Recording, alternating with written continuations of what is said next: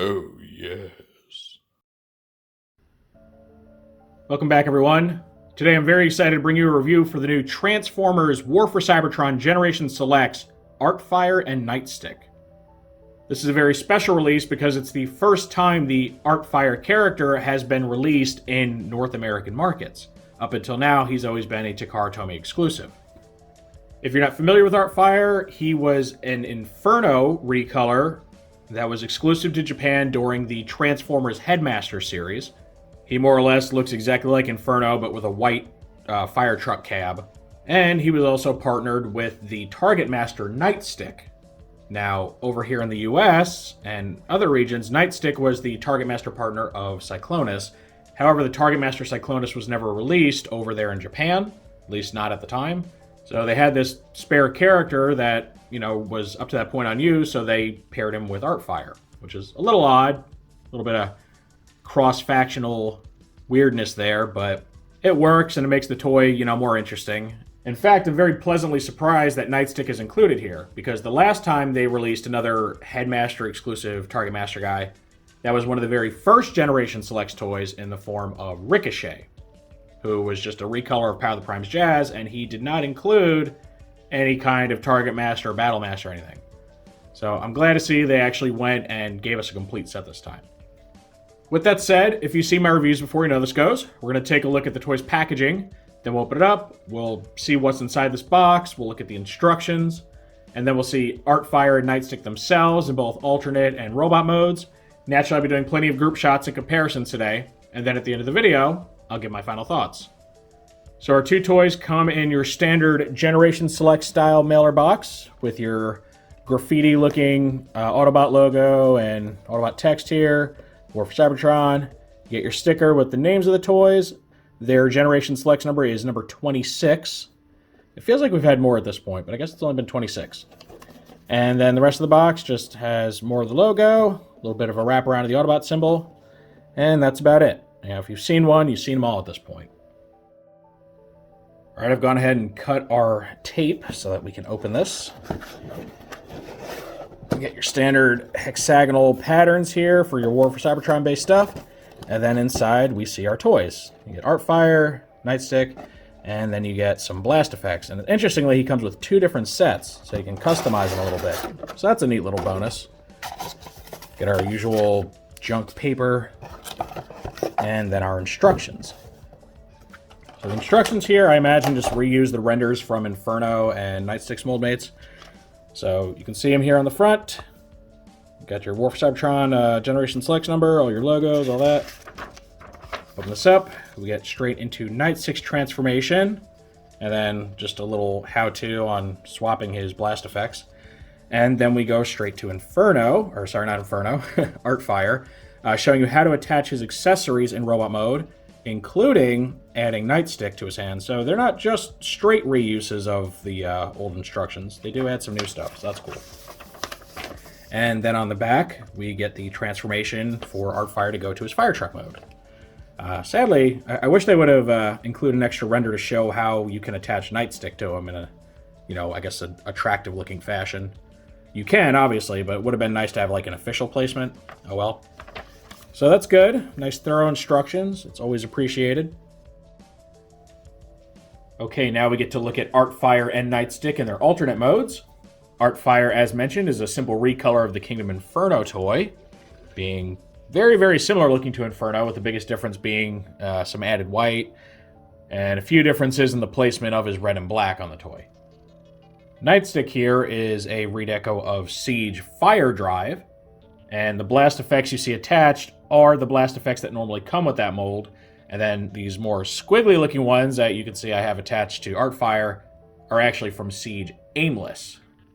Now, while I personally think it's a little overkill to have the extra fire blast effects for this guy, it works out that being a War for Cybertron toy, Artfire has no shortage of hardpoints to connect these two. So, personally, I'm going to choose to use the more squiggly looking blast effects on him because, well, he's a fire truck and these look a lot like water, so I find that to be a little more appropriate. As I mentioned in the instructions, there is no official place to attach Nightstick to Artfire in this mode. There's a few places you can. You can attach them to these 5mm ports up here, though, of course, you won't be able to bring the ladder all the way down. You can attach them up here. You can maybe squeeze them in there, though I don't think that really fits the 5mm post very well. It's a very tight squeeze, and there's paint in there, so I don't recommend that. Or you could remove the hose reels and put them there, though, of course, then there's no place to put the hose reels. So personally, I would say this is probably the best spot. Though this spot isn't perfect either. There is a bit of a clearance issue with this little fin thing. So you can either just kind of push in as far as it'll go, and the connection's not very tight because it's not pushed in very far and could be prone to getting smacked off. Or you can just aim it up a little bit and then it'll go in all the way. So that's up to you, however you want to go about doing that. Knock this blast effect off here. And it doesn't look half bad. And if you have it pointing straight, even if it's a looser connection, it won't really get in the way of the ladder too bad. I don't think you can turn the ladder a full 360 with it on there. Boy, I cannot get it on there. There you go.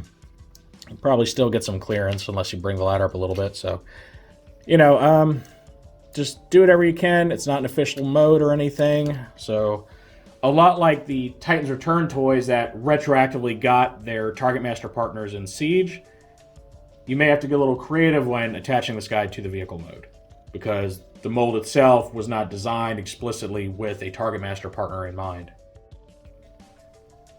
Now I want to take some time to discuss Nightstick because his look and his name have a pretty complicated history. I kind of briefly touched on it before.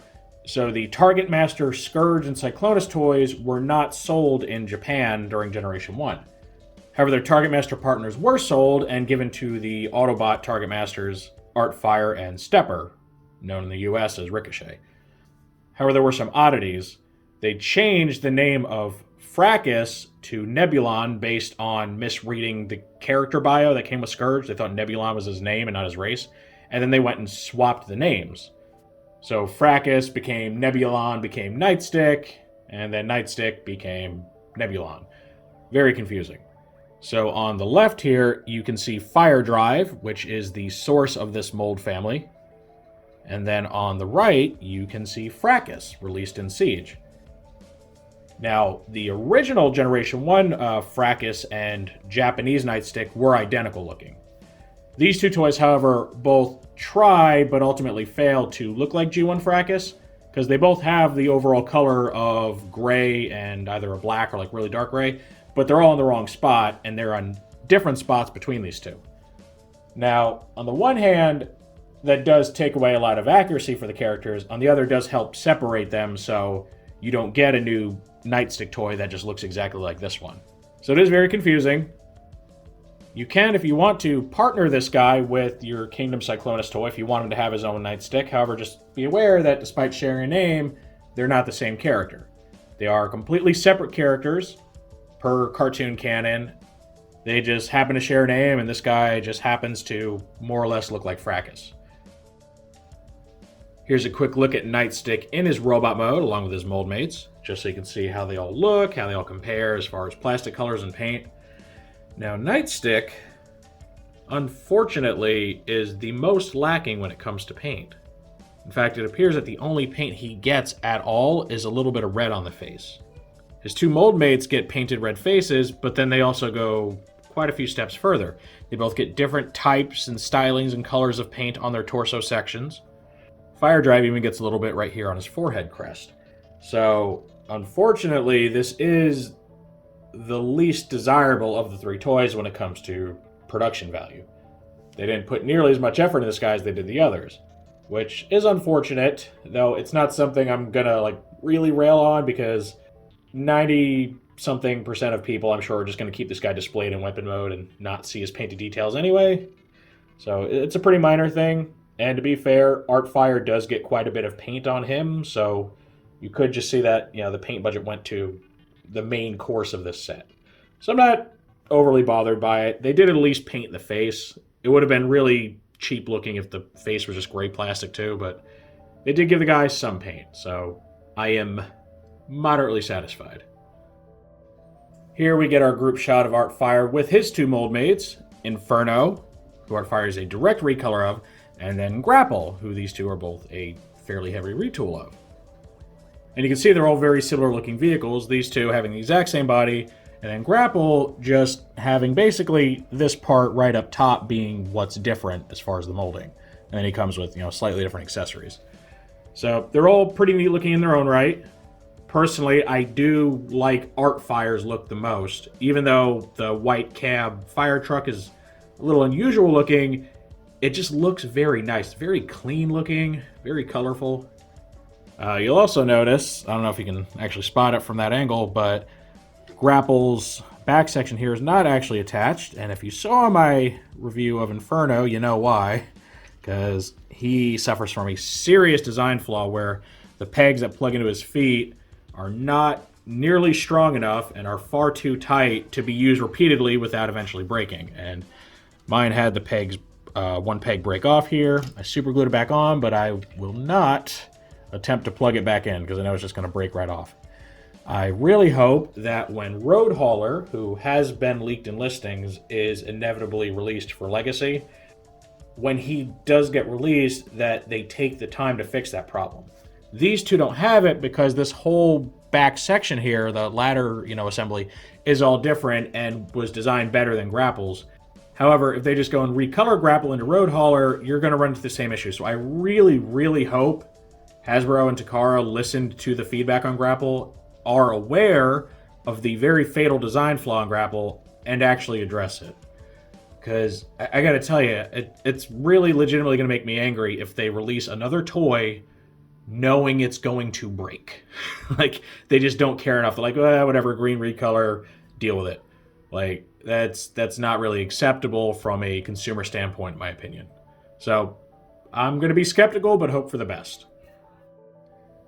Okay, now we finally get to see Artfire in his robot mode. And you can see, again, looks very much like Inferno, same head and everything. One thing that really does set him apart from his mold mates is his official hand configuration. Now, he does come with the same little nozzle attachment that the others do. You can see it right there. And it can be used to replace either one of his hands to create like a little wrist-mounted cannon or something. However, officially Artfire is the only one of these three that is commonly shown to actually have two proper hands. Inferno usually has a cannon in place of his right hand, whereas Grapple usually has one in place of his left. Now, this does make sense because Artfire has more handheld weapons that he would normally wield. And this is, dated back to the very original toy. He's got his own blaster, but then he also has a Targetmaster partner here in the form of Nightstick. So I think it's a really good thing because it takes three toys that are very similar structurally and then just switches up the way they actually look to help set them apart. Now, as far as, the figure itself and the merits of it, the tolerances on this guy are all spot on. They feel just as good as they do on both Grapple and Inferno, which is nice and tight, very steady. He's got great posability like those two. And again, I find his coloration very dynamic looking. I think the color breakup really helps him out here, whereas the other two are very monotone for the most part. They do have some black on them and, small silver highlights, but I think Artfire really, really shines when you consider the more complex color scheme that he has. Now, this group shot I almost didn't want to do because Ricochet is so terrible. So this, for anyone that hasn't seen before, is Generation Select's Ricochet. He was one of the first two Generation Selects toys ever made, coming alongside Red Swoop and the Combat Megatron. And he's honestly just kind of a disappointment in every way. For one, like I said before, he doesn't come with a Targetmaster partner, which already kind of defeats the whole purpose. Like, why release an explicitly Targetmaster-like character without his partner when, granted, this is a Power of the Primes toy, but Siege was already, fully in development. Like, they already had the molds. They could have just paired him with, a Fire Drive repaint or something. But they chose not to. He's also a recolor of the Power of the Primes Jazz mold, which is not very fondly liked. Doesn't make for a very good Jazz and makes for a pretty clumsy combiner limb. And then worst of all, despite only being the second use of that mold ever, he's a big floppy mess. So he's hard to pose. His arms don't want to stay up. Okay, now that I say that, it wants to stay up. There you go. See? It wants to stay up. There's a lot of problems with this toy. Now, of course, I do want to show them off with Artfire because these two are, they have the distinction of being the first Japanese-only Targetmaster characters and, being relatively obscure, mostly being relegated to the Japanese market. But this toy does make me sincerely hope that they have plans for a more better realized Ricochet or Stepper figure in the near future. We have the new Studio Series Jazz mold. For most people, that one's a hit, even if his clear plastic makes him a little scary sometimes. And it's honestly just a much more stable figure, and Hasbro's already proven that they can sell a toy with an added Targetmaster or Battlemaster and people will buy it, right? Artfire seems to be pretty popular. I have no doubt that if they released a Studio Series 86 version of Ricochet with a Targetmaster, that thing will do very well and will appeal to a lot more people than this very unfortunate figure. So yeah, sorry to have such a negative note, but yeah, it's such a stark contrast in quality between these two. Really shows how far we've come in just a few years. So if you have the Selects Ricochet, cool, you can finally pair these two up, even though Ricochet is missing his partner Nebulon. And there is so far not a Nebulon Battlemaster or even a US G1 Nightstick who would be the Nebulon Battlemaster. So, yeah, it'll be a little unsatisfying even if you happen to own both of these toys. Here's our final comparison shot with Inferno and Grapple. And I really like this group shot because it does highlight the differences between these three. Now, let's kind of focus on Artfire and Inferno, since they are the most similar structurally. When it comes to color differences, there's the obvious, added white on the cab and ladder section. But then there's, some more subtle things. Artfire gets blue highlights on his head crest as opposed to Inferno's yellow. He swaps out Inferno's silver circles here on the shoulders for these black vented details. They change up the way the legs are colored, whereas leg coloration is a lot more similar to Grapple's, in which he has mostly black legs with red little circular details. Inferno just gets full red paint on his, which isn't a bad thing. It's a lot of paint. It's just different. The lower legs on Artfire are actually painted instead of just being red plastic. They're actually white plastic, and you can tell, if you look at my copy, because he unfortunately has a tiny bit of chipped paint right here where you can see the white shining through. So, different paint layout to achieve the same coloration. Of course, he gets the white highlights on his feet. And then the only other thing I can really spot here is little piston-like details on the lower legs. Inferno just gets black plastic ones. He gets more silver colored, which I think is also paint. Yeah, it's shinier than the more silver-like plastic on the ladder and stuff. So, yeah, they put a little paint on there too. So I think overall, he does get a bit more in the way of total paint usage than either of these two, which is probably why Nightstick, unfortunately, doesn't get a whole lot. Again, if they were limited on their paint budget and they had to triage something, I think they made the right choice, because the vast majority of people are probably going to have their toys displayed just like this, at which point you can't even see any of the paint details on Nightstick anyway, but you can see them here on Artfire, and they look really, really good. Oh yeah, it's also worth pointing out that the clear plastic used for the front section is a different color too. Grapple has kind of a bluish-green color, Inferno gets like a smoky gray, and then Artfire gets this really nice ice blue color that I really, really like. And it hadn't really registered until now, but that's probably one of the big reasons I find him so much more striking looking. I'm a very big fan of that shade of blue there.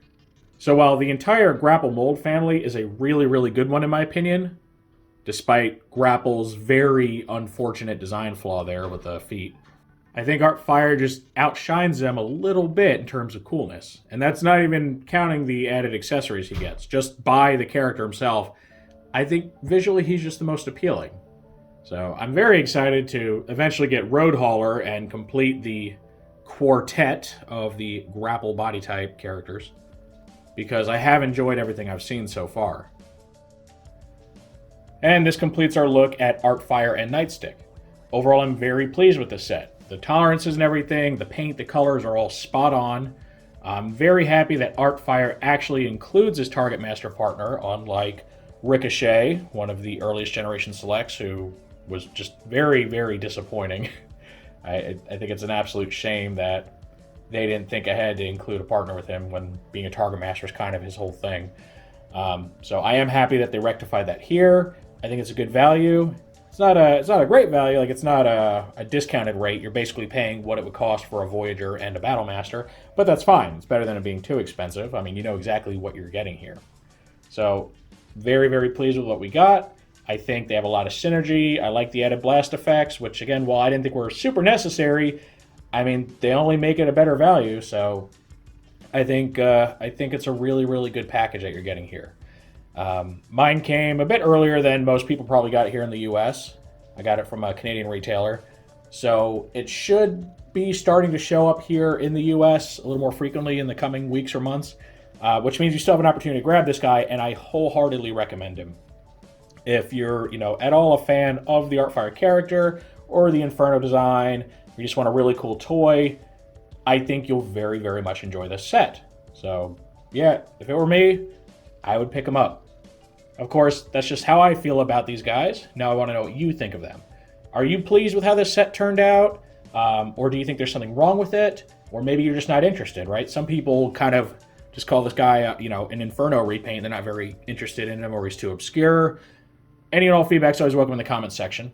If you enjoyed this review, make sure to toss it a like. Let YouTube know you want to see more stuff like this. If you do want to see more like this, make sure to subscribe and hit that notification bell so you always get a heads up when I post something new. I thank you for joining me for this look at the new Transformers Generation Selects Artfire and Nightstick. And with all that said, I will see you next time.